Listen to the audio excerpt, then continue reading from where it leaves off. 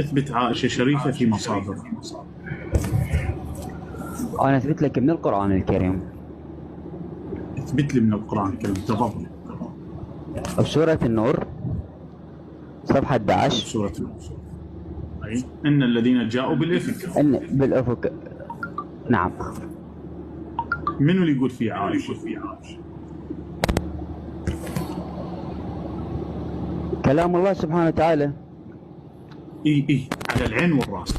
منو اللي يقول في عائشة؟ أنا أقول في ماريا نزلت، وعندي دليل إنها في ماريا زوجة النبي. أعطيني أنت دليل بأنها في عائشة. جاء حبيبي أنت أتيت بالدليل، فعليك أن تثبت أن الآية في عائشة. أنت اثبتها لي. صوتي واضح هسه؟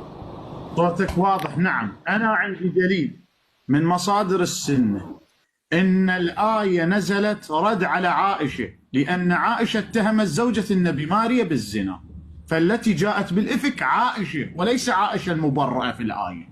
أعطيني دليل عكس كلامك.